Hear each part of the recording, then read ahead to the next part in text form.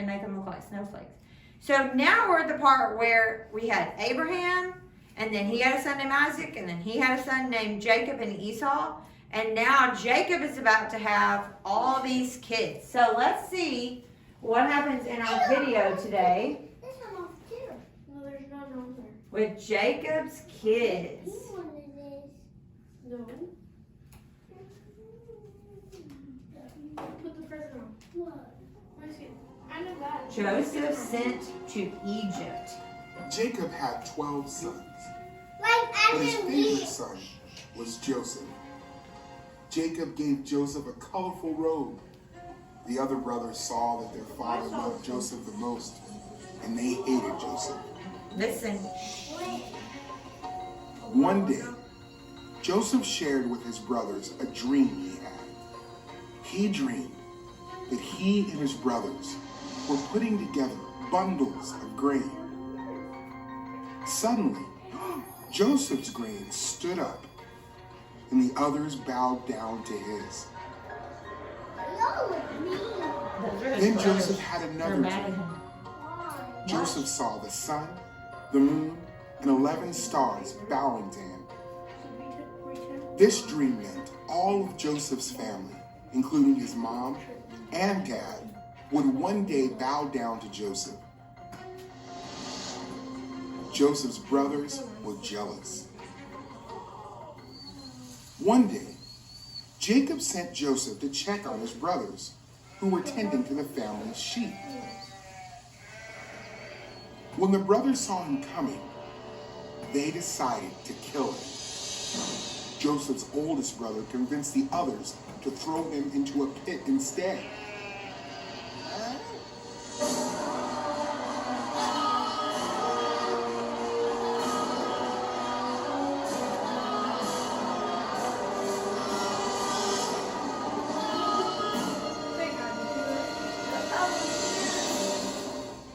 The brothers saw a caravan of people heading to Egypt, and they sold Joseph to the travelers as a servant. In Egypt, the travelers sold Joseph to an official named Potiphar. The Lord was with Joseph and made him successful at everything he did. But Potiphar's wife accused Joseph of doing something he didn't do. Potiphar believed his wife, and Joseph went to jail. Even in jail, God was with Joseph and blessed him. The jail warden put Joseph in charge of the other prisoners. Joseph cared for 2 of Pharaoh's top officials. Joseph told them what their dreams meant. Joseph said that one day, the cupbearer would serve Pharaoh again. Joseph asked the cupbearer to remember him and to tell Pharaoh that he did not deserve to be in jail. Pharaoh had 2 dreams. Pharaoh saw 7 fat cows eaten by 7 skinny cows, and 7 fat heads of grain eaten by 7 thin heads. No one knew what these dreams meant. That's when the cupbearer remembered Joseph.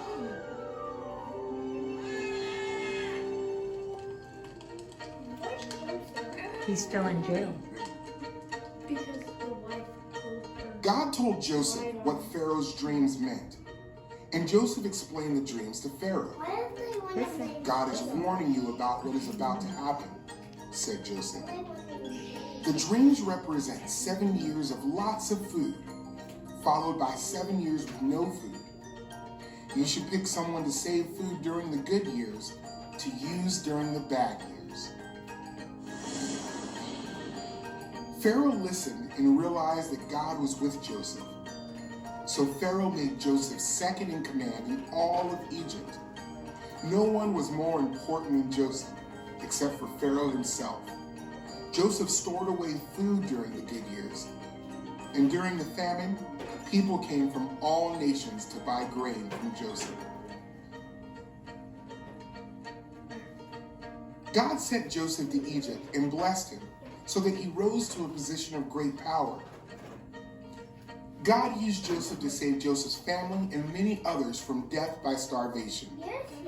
Jesus gave up his position of great power to be the Savior of the world.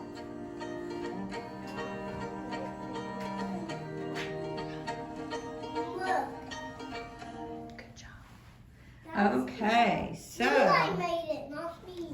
Eli helped you? Yeah.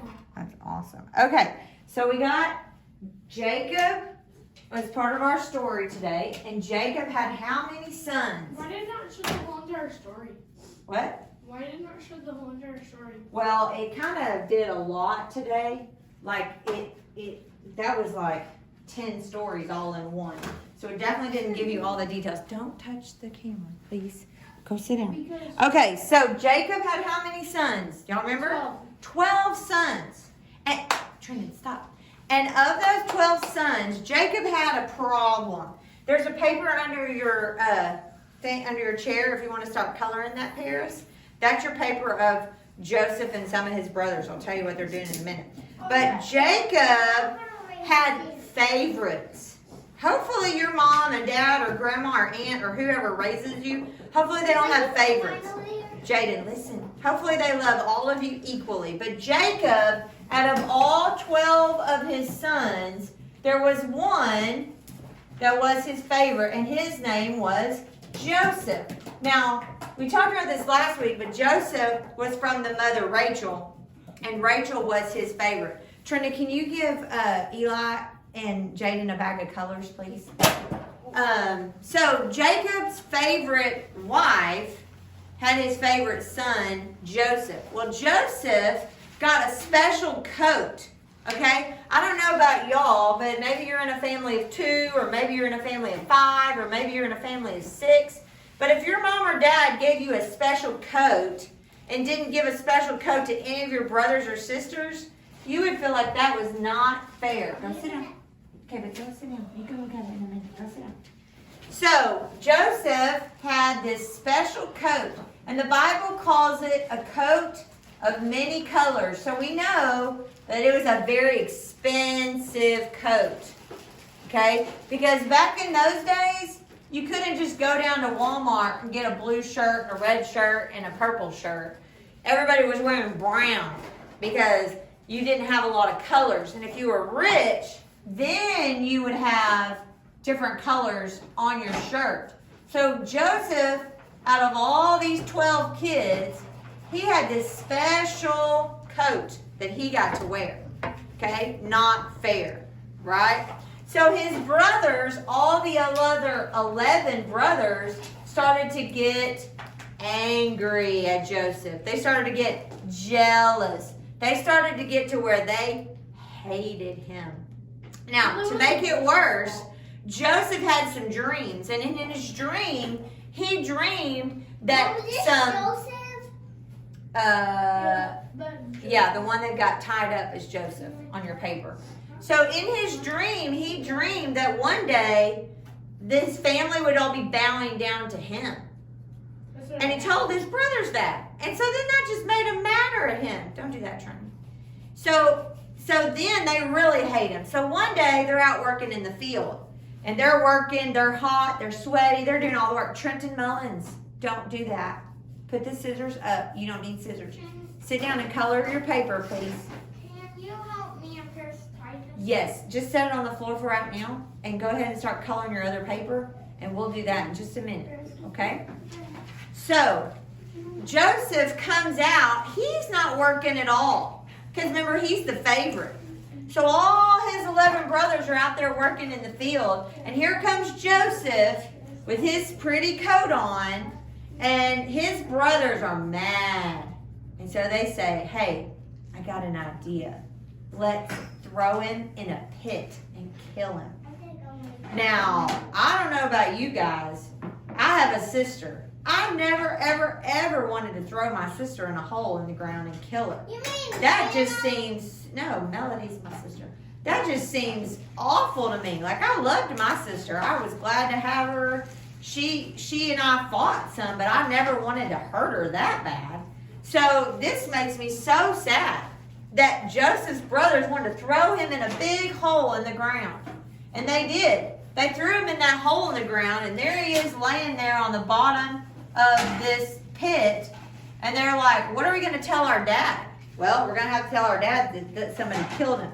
So they take his coat, that pretty coat of many colors, and they take that coat and they go and they kill an animal, and they take that animal's blood and they get it all over the coat. And so then they're going to tell their dad a lie and say a wild animal attacked him and we found him. He was dead. Here's his coat. I guess that wild animal took off with him.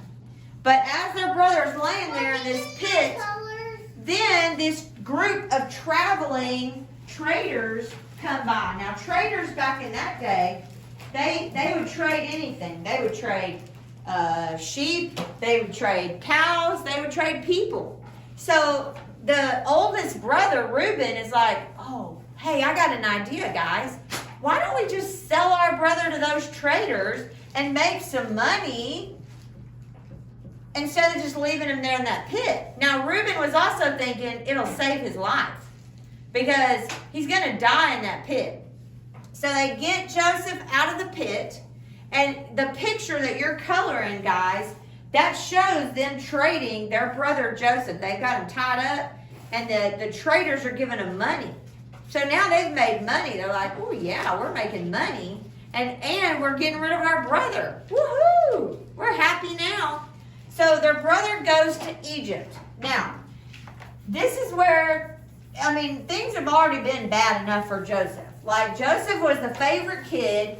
He got the special food, the special clothes, the special toys. Everything was good, good, good at his father's house. But now, he's been thrown in a pit.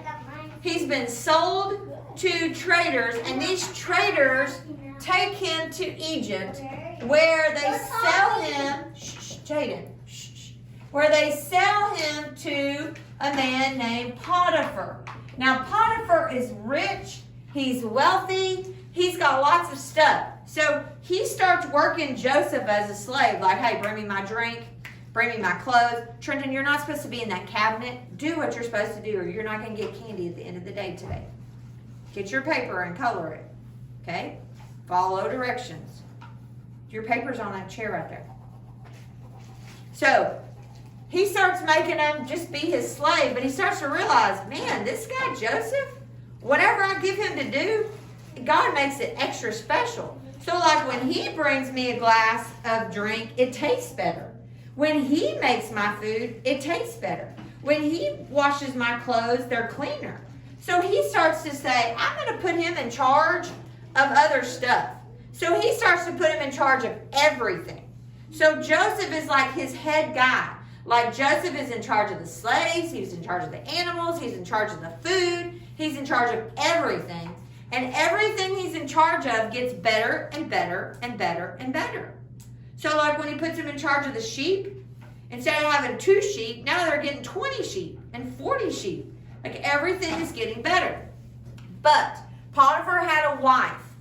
And in the movie, it showed us his wife, she accused Joseph of doing something he didn't do. Now, I'll tell you what she did, okay? She was a mean lady. She kept telling Joseph, hey, don't you want to be my husband? Don't you want to be my boyfriend? Don't you want to kiss and hug and do stuff like that? And Joseph was like, no, I'm not going to do that because you're married. I wouldn't do that to Potiphar. You're his wife. And she was like, come on, Joseph, don't you want to be my boyfriend? And Joseph was like, no, that would be wrong to Potiphar and it'd be wrong to God. And so finally she got mad. And so she tricked him. When he came into her house, she took the jacket he was wearing, and then she lied and told her husband when he came back, Joseph hurt me. Look, he hurt me, and then he ran off and left his jacket. And the husband, Potiphar, believed her. And so he had Joseph thrown in jail. Now, come on, guys. This seems so unfair. Joseph was the good guy. And yet, he was thrown in a pit. Now he's thrown in jail. Okay? And like he's the bad guy. Even though he hasn't really done anything wrong. He was doing the right things. But now he's thrown in jail. Well, while he's in jail, the head warden of the jail starts to realize the same thing Potiphar did. This Joseph guy, he's a good guy. If I put him in charge of these guys over here, they do what they're supposed to do and they work harder and they act better. So he started to make Joseph be one of the head guys in the jail. And Joseph got to meet two guys in jail. One of them was a baker and one of them was a cupbearer for the king. Now both of them had dreams. And Joseph told them what their dreams meant. And he said to the baker, you're going to die in 3 days. And that dream came true. And he said to the cupbearer, in 3 days, you're going to be working back for the king again. You're going to get out of jail. But when you start working for the king again, will you please tell the king, I didn't do anything wrong, or the Pharaoh is what they called him, and to get me out of jail. Well, the cupbearer forgot all about Joseph, didn't tell him. So Joseph is in jail for 2 more years. That is a long time to be in jail when you didn't do anything wrong. But you know what? Joseph, as he was in that jail, he still had a good attitude because he believed and trusted in God. And he kept knowing God has a plan for me.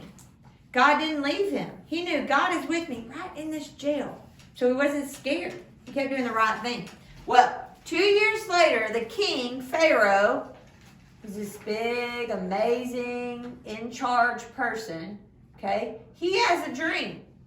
And nobody can tell him what his dream means. And so the cupbearer goes, oh, wait. I know somebody who can tell dreams. He's in jail. His name is Joseph. So they go get Joseph. They bring him to the Pharaoh. And Pharaoh says, okay, here's my dream. Okay? There was 7 fat cows. Okay? Like, these cows have been eating good. Okay? Man, I can't draw a cow. Goodness gracious. How many legs am I trying to give them? There were 7 fat. They have 4 legs. They do have 4 legs. My goodness. If you're making them 2, Okay, 7 fat cows. But then there were 7 skinny cows. Like they didn't have much to eat. And the 7 skinny cows ate the 7 fat cows. Yum, yum, yum, yum, yum. And then he said, I had another dream. And there were 7 fat stalks of wheat. Now, wheat is what they would make bread and cake and stuff like that with. He said there were 7 fat stalks of wheat, and then there were 7 skinny stalks of wheat, and the 7 skinny stalks ate the fat ones. And Joseph prayed to God, God, would you please tell me what these dreams mean? Because they don't make any sense to me. How do 7, Trinity, don't shake that. Okay. How do 7 fat cows eat 7 skinny cows? That's not normal because cows don't eat cows and wheat doesn't eat wheat. None of it makes sense. So Joseph said, okay, I'll tell you what your dream means. For 7 years, Egypt is going to have a great harvest. Like there's going to be so much food, you're not going to know what to do with all that food. There's going to be a ton. But then after those 7 good years, there's going to be 7 bad years where there's not going to be any rain. So no food's going to grow. The cows aren't going to have anything to eat. So they're going to get starved and be skinny. And you're going to have 7 bad years. And Pharaoh's like, well, what do we need to do then? And Joseph said, well, here's what I think you should do. I think during the 7 years of good, you need to store up the grain, the meat, the vegetables, all that stuff. You need to store it up in storehouses. And then when the 7 bad years come, there'll still be food in those storehouses for people to eat. And Pharaoh goes, wow, that's a good idea. Joseph, we need to find somebody to be in charge of that. And he said, Joseph, I tell you what, you're in charge. So he put Joseph in charge of the whole country. So Joseph went from being in jail to being like the second in command right under Pharaoh. He's like the head guy. He's like the president of Egypt. He's the king, he's the president. And so Joseph does. He comes in charge and he starts to save up the food because they're having 7 good years. So in our story, it kind of told us God did this for a reason, to save his people. Okay? Remember, we talked about the people that God made, the Abraham family, Jacob and Isaac. That's to where Jesus can be born. And so God is making a way for them to not only be alive, but for them to eat. And we're going to learn about that next week.